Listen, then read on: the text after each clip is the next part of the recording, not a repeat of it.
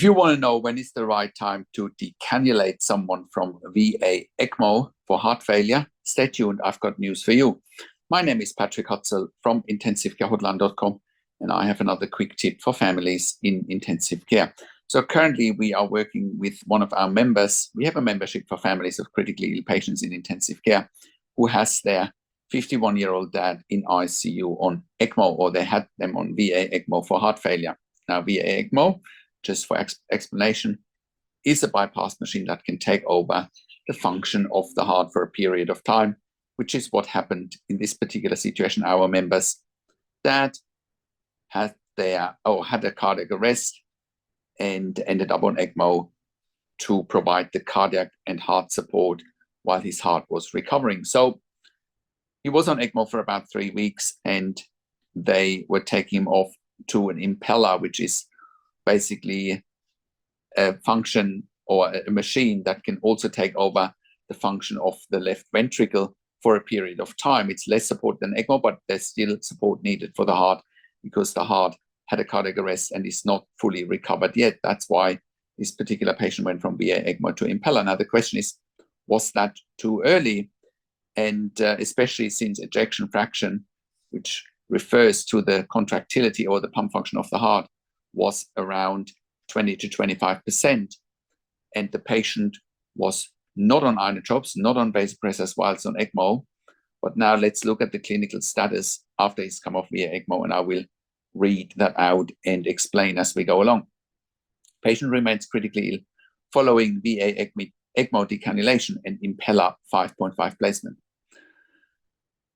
Post-op day 1 status, post-bilateral groin decannulation of VA-ECMO and left-sided impeller insertion with patch angioplasty of the right common femoral artery, primary repair of SFA antegrade axis, and primary repair of left common femoral artery axis, as well as oversewing of left common femoral vein. This is when ECMO cannulation was taken out. The veins and the arteries had to be sutured to stop bleeding. Patient's cardiac function is being supported with impeller 5.5 along with vasopressors and inotropes with norepinephrine 0.03 micrograms per kilo per minute, vasopressin 0.06 units per minute, and epinephrine 0.025 micrograms per kilo per minute to maintain a mean arterial blood pressure goal of 70 to 80 and to wean as tolerated. He's also continued with the antiarrhythmic therapy with amiodarone and lignocaine per the cardiovascular team. Now let's just stop there for a moment. So when this patient was on VA-ECMO, he also had amiodarone and lignocaine simply because he had a cardiac arrest and he had VT and VF arrest, which means he was in an irregular heart rhythm, and amiodarone and lignocaine, prevent arrhythmias. But he was not on vasopressors and inotropes such as norepinephrine, vasopressin, and epinephrine. So from that perspective alone, you could argue it was too early to take out VA-ECMO. Now the challenge here is that you can only leave a patient on VA-ECMO for so long because there's a huge infection risk, there's a huge clotting risk, there's a number of risks attached to ECMO, right? And therefore they had to make a call. Now, let's continue with the report. Blood transfusions are needed to maintain hemoglobin greater 8. His most recent hemoglobin level is 7.8 and 6.8 on yesterday, which must be addressed. So, i.e., he needs another blood transfusion. To further investigate for any active bleeding, especially following ECMO decannulation and vascular repair, bilateral groins are soft and JP drain output bilaterally has been appropriate per the vascular team. They need to monitor output via the bilateral groin JP drains every 4 hours, and is necessary for any significant increase in JP drain output indicating further or worsening bleeding, and intervene promptly. He is with ongoing anticoagulation using heparin, tapered down to 500 units per hour per the impeller device protocol, and antiplatelet therapy, aspirin 81 milligram daily and ticagrelor 90 milligrams BID for stent protection. This gentleman also has a cardiac stent, PTCA. His platelets improved to 144 and INR, PT, and fibrinogen levels are normal. PTT at 37, monitoring trends. Obviously, they need to balance anticoagulation with bleeding risks, particularly your dad or this is our member, your dad being at high-risk patient post-ECMO decannulation vascular repair. Renal function continues to be impaired. BUN is 59, creatinine 2.72, significantly increased estimated glomerular filtration rate dropped to greater than 27, though urine output has improved to 700 mils in the last 24 hours. CRRT, continuous renal replacement therapy, also known as hemodialysis, is currently held. He is also with increased potassium hyperkalemia episodes and is being corrected. To recheck potassium levels, as persistent hyperkalemia may lead to life-threatening complications such as heart arrhythmias. For close monitoring of renal function with the potential and need to restart CRRT if kidney function does not improve, to further monitor and renal team to address. He continues on PRVC ventilation with stable settings, FiO2 40%, set rate 16 breaths per minute, PEEP-5, tidal volumes 400 mils. Inhaled nitric oxide is being weaned with plans for daily sedation interruption and spontaneous breathing trials once of nitric oxide. Now, here is another big change. The patient did not need any nitric oxide while he was on ECMO, while he was on VA-ECMO. Now he needs nitric oxygen. That is also a big game changer. What are indications for nitric oxide? Usually it's pulmonary hypertension, i.e. there is high pressures in the lungs, right? And that can happen if the heart is failing, right? Especially if the right heart is failing. So, but that's also a sign that weaning of VA-ECMO might have been a little bit premature. Let's continue in the report. Infection control remains a priority, with cefepime continued for his Klebsiella-associated pneumonia and close monitoring of persistent leukocytosis. His white cell count is now at 19, and with recent episodes of spikes of fever 38.4 Celsius. They need to further investigate and do a septic workup. Take all blood cultures, urine, sputum, wound, central line sites to target infection with targeted antibiotics, antivirals, antifungals. They need to be aggressive and with this and involve the infectious disease team.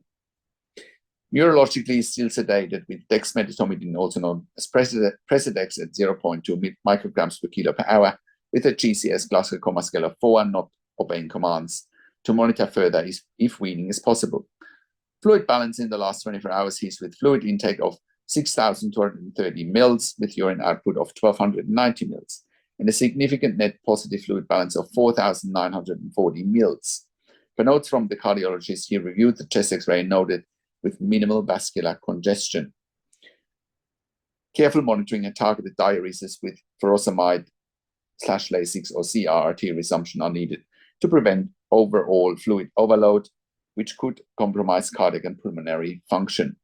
So fluid balance of around nearly 5 liters positive is huge and could impact on cardiac function as well. So that needs to be monitored.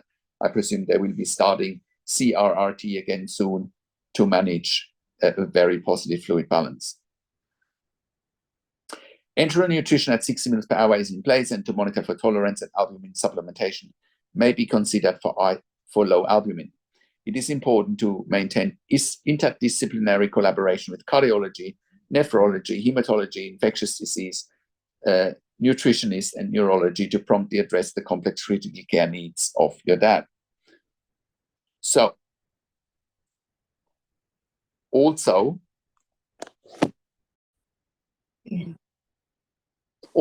left ventricular ejection fraction is estimated at 25%. Once again, what's ejection fraction? It refers to the contractility or pump function of the heart. So, and there is a dilated left ventricle with severe segmental left ventricular systolic dysfunction, ejection fraction 20 to 25%. Akinesis of the apical wall segments, otherwise mild hypokinesis. Impeller catheter is visualized crossing the aortic valve into the left ventricle. Other things that need to be looked at in a situation like that is mixed venous blood gases, also known as SVO2. And in this situation, it's very low, around 45 to 48%. Normal mixed venous gas should be above 60%, right? And that indicates a reduced oxygen delivery, which indicates that the ECMO decannulation was possibly too early. And pulmonary artery pressures are also high with 60 over 30 millimeter per mercury, and CBP pressures also remain high above 15 millimeter per mercury. What also needs to be looked at in a situation like that is cardiac output, cardiac index, which relates directly to mixed venous SATs, SVO2. You know, if the organs aren't perfused, mixed venous gas is decreased, which is clearly what's happening here, especially when patients are still on inotropes and vasopressors to support a blood pressure. So I really hope that helps you understand what's happening with VA-ECMO and decannulation, especially when it goes on to an impeller or an LVAD. Hope that helps you understand some of the dynamics and mechanics around it. I have worked in critical care nursing for 25 years in 3 different countries, where I worked as a nurse manager for over 5 years. And I've been consulting and advocating for families in intensive care since 2013 here at intensivecare.com. And I can very confidently say that we have saved many lives with our consulting and advocacy. And you can verify that on our testimonial section at intensivecare.com.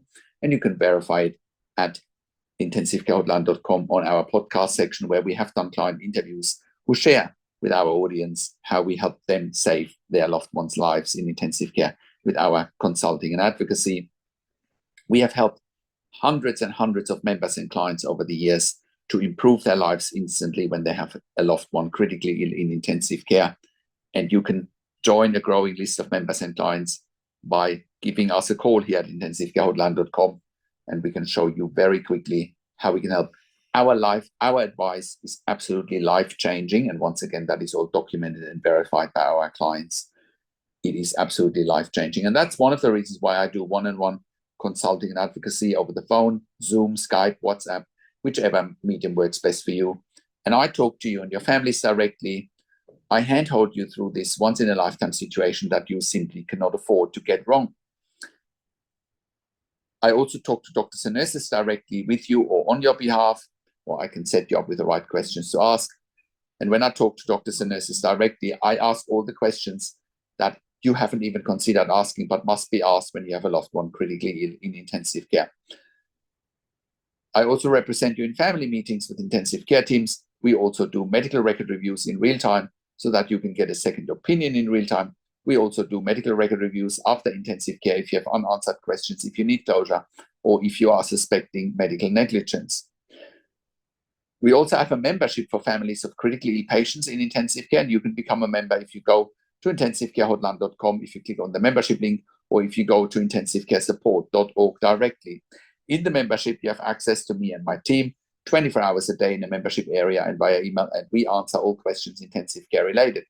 In the membership, you also have exclusive access to 21 ebooks and 21 videos that I've personally written and recorded that will help you to make informed decisions, have peace of mind, control, power and influence, making sure your loved one gets best care and treatment always. And all of that you get at intensivecare.com. Call us on one of the numbers on the top of our website, or simply send us an email to support@intensivecare.com with your questions. And if you like my videos, subscribe to my YouTube channel for regular updates for families in intensive care. Click the like button, click the notification bell, share this video with your friends and families. Comment below what you want to see next, what questions and insights you have from this video. I also do a weekly YouTube live where I answer your questions live on a show, and you will get notification for the YouTube live if you are a subscriber to my intensivecare.com email newsletter, or if you are a subscriber to my intensivecare.com YouTube channel here at YouTube. Thank you so much for watching. This is Patrick Hutzel from intensivecare.com, and I will talk to you in a few days. Take care for now.